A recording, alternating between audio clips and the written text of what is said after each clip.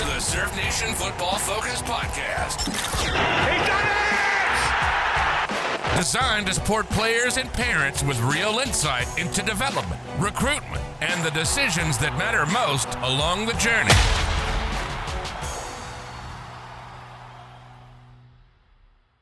Hello and welcome back to another Surf Nation podcast. My name is Gary Curneen, Director of Football at Surf Nation.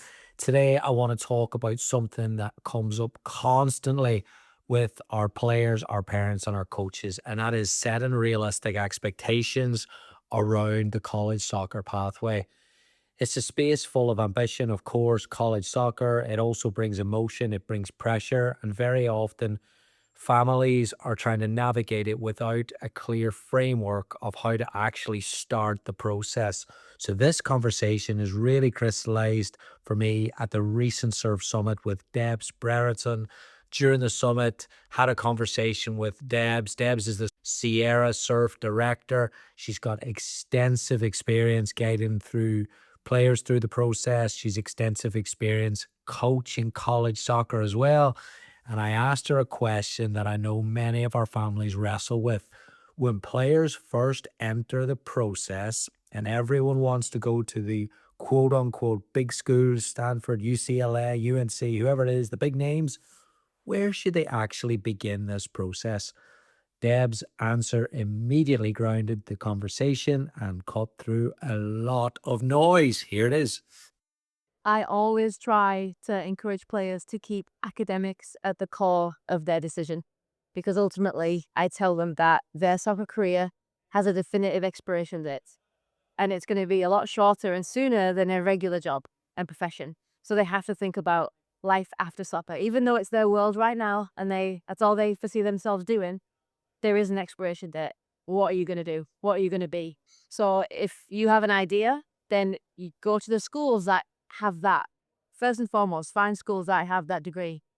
And if you're clueless, then go to a school that has an array of degrees, and then you've got a good starting point to dabble and figure out what's important and going to be fun for you. But if you start there, then that will help put them into an avenue where realistically you've got the schools that perhaps you can get into quite easily. You've got your schools that you think you can get into with decent grades, and then you've got your reach schools of, that's a really high academic school. Maybe I can get in there, in certain different ways. So once they've got those questions answered, now you can start talking about football or soccer. Yeah. So I think without that academic point, because that can really direct them. And a lot of players who are highly academically driven will end up at Division 3. Even though they may aspire, well, I want to play at this school, but it's like, no, realistically, for you and what you want to do academically, then this is a really good experience. And trying to get players to understand that Division 1, Division 2, Division 3, NAIA, junior college, they've all got brilliant experiences. And they can get so much out of every one. And they can't think that Division 2 or Division 3 is less than Division 1. Some of the facilities at these lower levels are absolutely fantastic. So I think that they sell themselves short if they don't consider everything, but looking at it through the lens of academics first. Brilliant. I think parents sometimes think that every school has the same amount of majors, but it is so varied, isn't it? Once you start looking at where you want to specialize and what programs are ranked, what they are. Yep. And that'll direct them. And also the point is, do you want to stay close to home? Do you want to go far away? That's going to be something that's going to be important as well. I always told my younger players, if you go to a program, if you go to the point in the recruiting process where you're pretty far along and maybe you've received an offer, don't make the decision either on the coaching staff that are there, because we all know that is a revolving door sometimes. So imagine, hopefully it'll never happen, but what if your soccer career ended while you're at that school? Would you still enjoy being on the campus, being a part of just a regular student life, and would you embrace it? And if the answer is yes, then that's probably a good way to go. But if you're like just going because you love the coach, that's going to be quite dangerous, because it's turmoil and the rate of coaches moving on is quite high. If you do really well, coach might move on. Do really bad, coach will probably move on. So it's not guaranteed. I thought that was excellent, and Deb's words really, really stayed with me, especially the idea of starting the entire process with life after soccer, even when it feels like soccer is everything in that moment in time. So when Debs outlined that there's a simple but powerful framework here, that is academics are first up when you're going through the process, not because soccer doesn't matter, but as Deb says, because soccer will one day end. So once you anchor the process in academics, the chaos starts to fade slightly. Decisions become clearer. You're looking through it a little bit more objectively. Expectations should become a little bit healthier.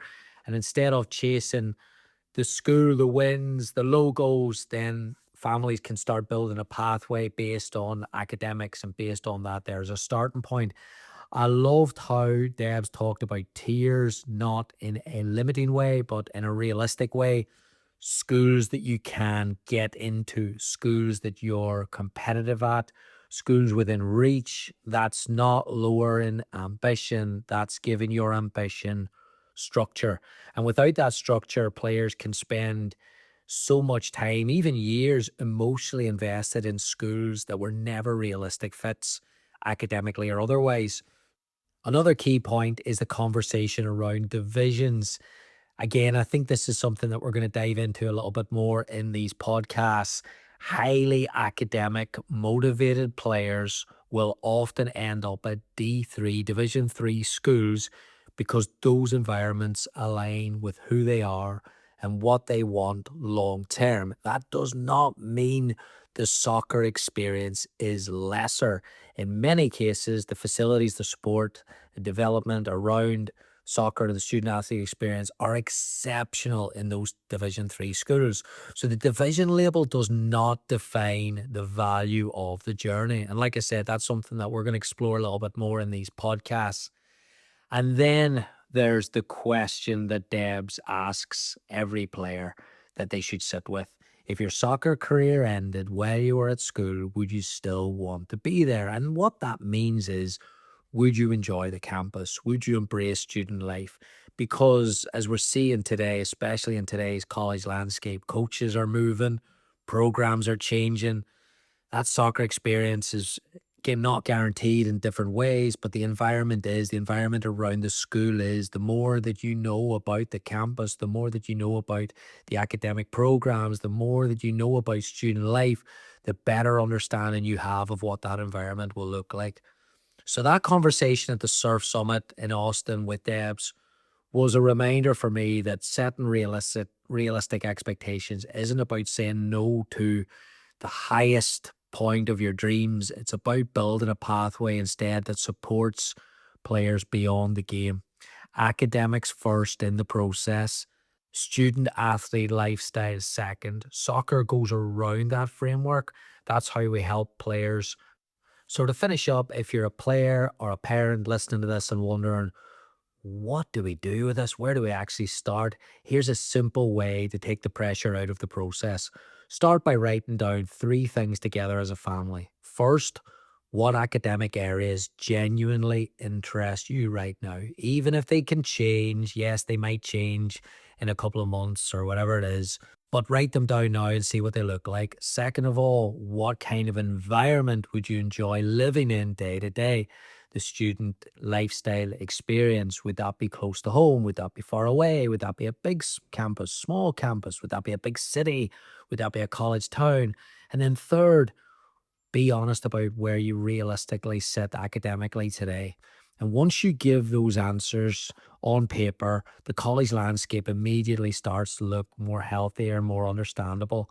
From there, soccer becomes part of a conversation about fit, not necessarily status. Again, Division 1, Division 2, Division 3, NAIA, junior colleges, all of them can offer outstanding experiences if the academic and the lifestyle pieces and the preparation done on both them in terms of getting the information are right. And one final question that I think every family should ask before committing to a school is what Deb said. If soccer disappeared in this equation, would there still be a place that you would be excited to attend? And if the answer is yes, you're on the right path. I think that's how we turn ambition into clarity. And I really think that's a really good starting point for families to talk about. Again, the college landscape is changing a lot. When we were at the Surf Summit in Austin, Texas, we did have some conversations with some of the best college coaches in the country, and I will get a couple of those clips in the upcoming podcast. So make sure you subscribe to this and make sure you don't miss those. But the college landscape is changing, and I think the more aware you are, the better understanding you are, the better your chance will be to see the opportunities that will be in front of you, and then hopefully give you a competitive advantage at that.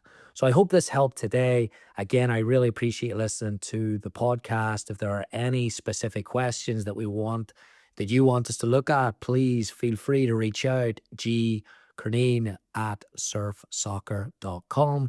You can find it in the description. I really appreciate listening. Please make sure you like. Please make sure you subscribe. We'll see you soon. Thank you, Surf Nation.